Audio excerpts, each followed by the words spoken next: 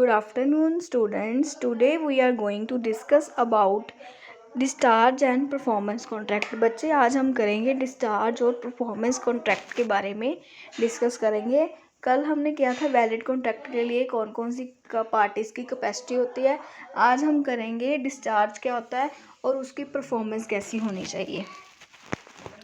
Discharge of contract bye performance में भी first दो टाइप की होती है। इसमें परफॉर्मेंस मीन्स कैसी, कब, कैसी होनी चाहिए।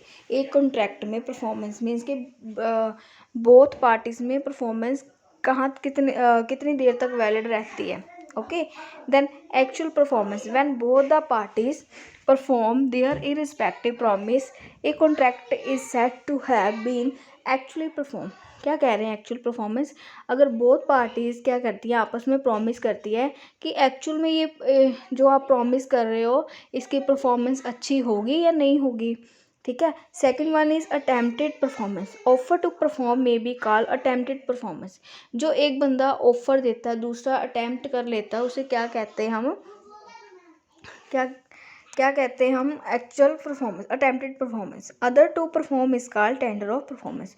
जो अदर परफॉर्मेंस होती है उसे हम क्या कहते हैं? Tender of performance. Then essential of a valid tender. एक वैलिड टेंडर कब इसेंशियल होता है? जब पास आउट होता है। Tender must be unconditional. Tender must be made at proper time and place. Tender must be कैसा होना चाहिए? अनकंडीशनल होना चाहिए। Tender must be made at a proper time and place. जो भी हमने टेंडर अपनाना है उसका एक प्रॉपर टाइम और प्रॉपर जगह प्लेस होनी चाहिए। Tender must be made under such circumstances that the person to whom it is made by have a reasonable opportunity of ascertaining that the person by whom is made is able and willing to fulfill the whole of promise।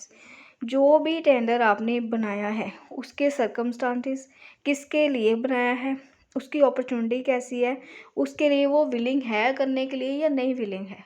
Okay, then next one is fourth है, if the offer is an offer to deliver anything to the promise. दो तरह में performance की जाती है, एक प्रोमिजी की तरफ से, प्रोमिजर की तरफ से। ठीक है। The promisee must have a reasonable opportunity of seeing that the offered is the thing which the promisor is bound to deliver. वो क्या कहता है कि मैं अपना जो प्रॉमिस करता हूँ तेरे साथ, मैं उस टाइम में आपकी जो परफॉर्मेंस है मैं उसको क्या कर दूँगा? डिलीवर कर दूँगा। वो परफॉर्मेंस किस वे में डिलीवर करेगा ये उस पर डिपेंड करता है। The tender must be whole and not only a part. ये सबके लिए होता है, जो भी आप बोथ पार्टीज में करते हो, नॉट एट ए होल। ठीक है। Tender must be made to the promisee और हिज ड्यूली ऑथराइज एजेंट। इसके प्रोमिसी, ये टेंडर कौन बनाता है? प्रोमिसी। देन इसको एजेंट्स ऑथराइज करते हैं। Tender made to one of several promisees has the same effect as a tender to all of. Next है, if any promise neglects refuses to offer the promisor reasonable facilities for the performance of the promisee.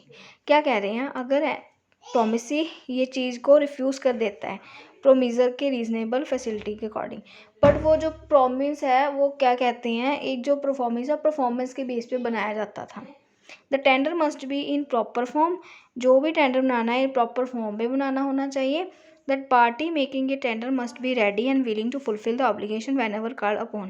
कहते हैं जो भी party making करती है, tender बनाती है, तो रेडी रहना चाहिए और वो उस ऑब्लिगेशन के लिए विलिंग होना चाहिए उस परफॉर्मेंस को करने के लिए।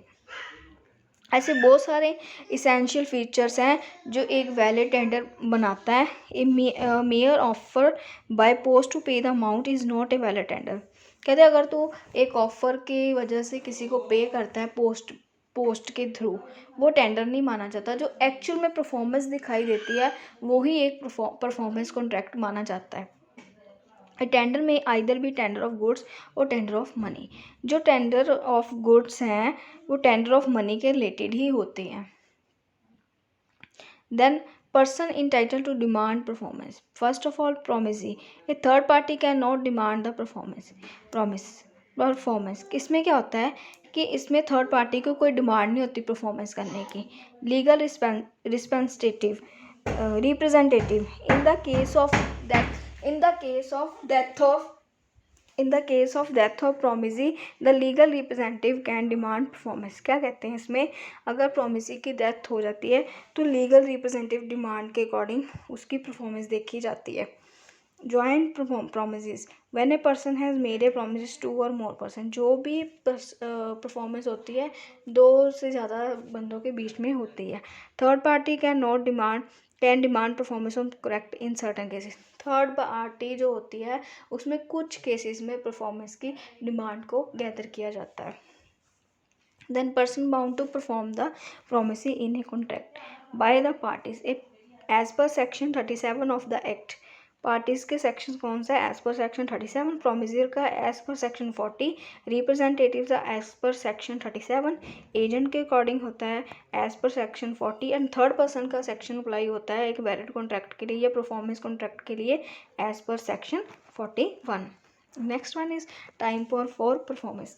कि परफॉर्मेंस का टाइम कितना होना चाहिए, कहते हैं ना कि टाइम पीरियड कितना होना चाहिए, या मंथ टू मंथ या ईयर टू ईयर या days to days, 1 week 2 week 3 week so on, where no time is specify.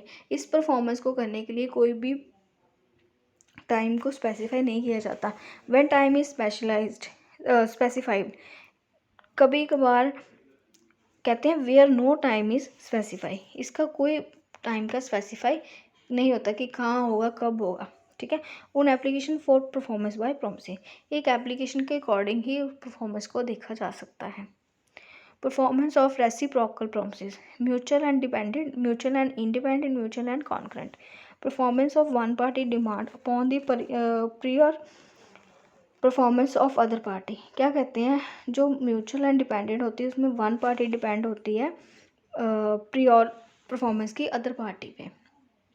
Mutual and independent, each party must perform independently, इसमें हर एक पार्टी इंडिपेंडेंटली ही perform करती है, कैसे करेगी, कब करेगी, कहाँ करेगी।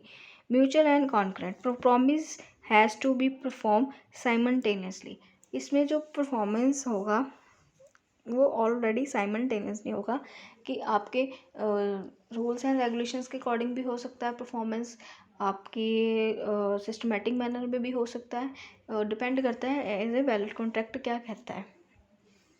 Appropriation of payment rule in Clayton's case, क्या कहते हैं कि पेमेंट्स में क्लेटन केस के क्या क्या रूल्स होने चाहिए। Express appropriation bye debtor, implied appropriation by debtor, principal and interest when both are due, appropriation by creditor, appropriation by law, the rule in rehaled estate. Next, contract which need not be performed, जिसमें perform करने की ज़रूरत नहीं होती। किस contract में, if the party to a contract agree to substitute a new contract, अगर एक पार्टी कॉन्ट्रैक्ट के लिए एग्री हो जाती है बट वो बाद में एक न्यू कॉन्ट्रैक्ट बन के सब्स्टिट्यूट हो जाती है, उसमें उस कॉन्ट्रैक्ट की परफॉर्म करने की ज़रूरत नहीं होती। ए प्रोमिसी में डिस्पेंस विद और रेमिट होली और part the performance of A promise made by him, जो भी प्रोमिसी कहते एक डिस्पेंस वे में होली पार्ट में परफॉर्म करता है, वो जो भी करता है दूसरों के लिए ही करता है, उन्हें क्या परफॉर्म करना है वो उन पर डिपेंड करता है। When a person and whose option contract is voidable, rescinds is it. If any promisee neglects or refuses to afford the promisee reasonable prices facilities, इसमें क्या होता है कि अगर एनी promisee निगलेक्ट कर देता है प्रोमिसर के रीजनेबल फैसिलिटीज़ को, फिर वो क्या करता है अपने कॉन्ट्रैक्ट के बिहाफ से अपनी परफॉर्मेंस को बताता है कि मैं कैसे करूँगा, कब करूँगा, कहाँ करूँगा। अब contract which need not to be perform, next point है when a contract become void because a supervening impossibility और इलिजिबिलिटी। क्या कहते हैं, अगर एक कॉन्ट्रैक्ट वॉइड होना चाहिए किसकी तरह से, एलिजिबिलिटी होना, एलिजिबिलिटी मीन्स वो लीगल के अकॉर्डिंग नहीं होगा, जो भी होगा एक लीगल इन्वायरमेंट फॉर बिजनेस के अकॉर्डिंग ही होगा। जो भी आपको कॉन्ट्रैक्ट बताता है कि किसके लिए कौन सी परफॉर्मेंस वैलिड है, कौन डिस्चार्ज, जो पार्टीज़ होती हैं कब डिस्चार्ज होनी शुरू हो जाती है, उनका टाइम पीरियड कब ख़त्म हो जाता है, वो सारा किस में आता है, लॉ ऑफ कॉन्ट्रैक्ट में। Discharge of contract by new agreement, novation, substitution, some new contract got substitute. कहते हैं ये जो डिस्चार्ज होता है ये टाइम पीरियड जब ख़त्म हो जाता है एक कॉन्ट्रैक्ट एक पार्टी का दूसरी पार्टी के साथ, कब डिस्चार्ज होना शुरू हो जाता है, जब उनकी कॉन्ट्रैक्ट की वैलिड डेट ख़त्म हो जाती है। Alteration, change in terms of contract, इसमें अलर्ट रहना चाहिए कि आपकी कॉन्ट्रैक्ट की डेट कब आने वाली है। Rescissions, if the parties agree to rescind it, इसमें क्या होता है, एक पार्टी दूसरी पार्टी के लिए परफॉर्मर को कॉन्ट्रैक्ट को डिस्चार्ज करने के लिए तैयार रहती है। Then waiver to dispense with, उस पर डिपेंड होता है कि वो कब बोलेगा। Merger, when superior right and inferior, when superior right and inferior राइटेबल, कहते हैं मर्जर क्या होता है, एक सुपीरियर दूसरे को हक दे देता कि हाँ अब ये मेरा डिस्चार्ज तू एक्सेप्ट कर ले, मैं इस कॉन्ट्रैक्ट से लिए क्या कहते हैं मुक्त होता हूँ, ठीक है, कि मैं इस डिस्चार्ज की कॉन्ट्रैक्ट को ख़त्म करता हूँ। Then discharge of contract by operation by law, insolvency, merger, death, lapse of time, material, कुछ पॉइंट्स हैं जिनके कारण कॉन्ट्रैक्ट जो दो पार्टीज़ में होता है उनको डिस्चार्ज करना पड़ता है, मीन्स ख़त्म करना पड़ता है उन दोनों में कॉन्ट्रैक्ट। जब इंसॉल्वेंसी आ जाती है, कभी किसी ने मर्जर कर लिया कि एक जगह से दूसरी जगह शिफ्ट कर लिया, किसी की डेथ हो जाती है, कि टाइम में लैप्स टाइम ज़्यादा पड़ जाता है। मटेरियल अल्ट्रेशन, अनऑथराइज अल्ट्रेशन, जब मटेरियल की कमी हो जाती है, अनऑथराइज वैल्यूज़ होने लग जाती हैं, मटेरियल टर्म में कॉन्ट्रैक्ट कम होता है, उसकी वजह से कुछ कॉन्ट्रैक्ट्स हैं जो ऑपरेशन करते हैं लॉ की तरफ से। Then discharge of contract by impossibility, इसमें क्या कहते हैं, अकॉर्डिंग टू सेक्शन 56 इम्पॉसिबिलिटी कब आती है, जब कॉन्ट्रैक्ट दो पार्टीज में फॉल्स होनी शुरू हो जाती हैं बहसें, कहते हैं ना, जब एक कॉन्ट्रैक्ट डिस्चार्ज होता है तो इसका एक टाइम पीरियड होता है, उसने कब डिस्चार्ज होना है, ठीक है। इसमें बहुत सारे हैं, जैसे impossibility existing at the time of contract known as pre contractual, subsequent और supervising impossibility are known as post contractual. Then next आ जाएगा cases covered under supervising impossibility. Basically हमने मेन टॉपिक जो करना था वो था बच्चे आपका डिस्चार्ज एंड कॉन्ट्रैक्ट। वो होपफुली आपको क्लियर होगा कि परफॉर्मेंस कैसी होनी चाहिए कॉन्ट्रैक्ट की, परफॉर्मेंस में कब करनी, कहाँ करनी है, कैसे करनी है एक कॉन्ट्रैक्ट में रह के। डिस्चार्ज मीन्स कैसे ख़त्म करना है एक कॉन्ट्रैक्ट को, पूरे टाइम पीरियड तक नहीं लेके जाना, उसे कैसे एग्जिस्ट करना है। थैंक यू सो मच बच्चे, आज का आपका यही टॉपिक था।